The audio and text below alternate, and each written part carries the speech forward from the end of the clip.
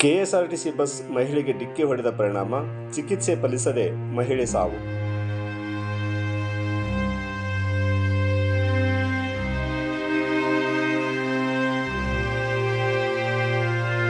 ಗದಗ ಜಿಲ್ಲೆಯ ಲಕ್ಷ್ಮೇಶ್ವರ ಬಸ್ ನಿಲ್ದಾಣದಲ್ಲಿ ಸರ್ಕಾರಿ ಬಸ್ ಡಿಕ್ಕಿ ಹೊಡೆದು ಗಾಯಗೊಂಡಿದ್ದ 48 ವರ್ಷದ ಚೆನ್ನಮ್ಮ ಹಡಪದ್ ಎಂಬ ಮಹಿಳೆ ಚಿಕಿತ್ಸೆ ಫಲಿಸದೆ ಮೃತಪಟ್ಟಿದ್ದಾರೆ. ಹಾವೇರಿ ಜಿಲ್ಲೆಯ ಸವಣೂರು ತಾಲೂಕಿನ ಕಡ್ಕೋಳು ಗ್ರಾಮದ ನಿವಾಸಿಯಾದ ಚೆನ್ನಮ್ಮ ಸಿರ್ಹಟ್ಟಿಗೆ ಸಂಬಂಧಿಕರ ಮನೆಗೆ ಹೋಗುವಾಗ ಈ ಘಟನೆ ನಡೆದಿದೆ. ನಿನ್ನೆ ಮಧ್ಯಾಹ್ನ ಬಸ್ ನಿಲ್ದಾಣದಲ್ಲಿ ಇಳಿದು ಮೂತ್ರ ವಿಸರ್ಜನೆಗೆ ಹೋಗುವಾಗ ವೇಗವಾಗಿ ಬಂದ ಬಸ್ ಡಿಕ್ಕಿ ಹೊಡೆದಿದೆ. ಪರಿಣಾಮವಾಗಿ ಮಹಿಳೆಯ ಕಾಲುಗಳಿಗೆ ಗಂಭೀರ ಗಾಯವಾಗಿ ತಲೆಗೂ ಏಟು ಬಿದ್ದಿದ್ದರಿಂದ ಗದಗ ಜಿಲ್ಲಾ ಆಸ್ಪತ್ರೆಗೆ ದಾಖಲಾಗಿದ್ದರು. ಜಿಮ್ಸ್ ಆಸ್ಪತ್ರೆಯಲ್ಲಿ ಚಿಕಿತ್ಸೆ ಫಲಿಸದೆ ಮಹಿಳೆ ಕೊನೆಯುಸಿರೆಳೆದಿದ್ದಾಳೆ.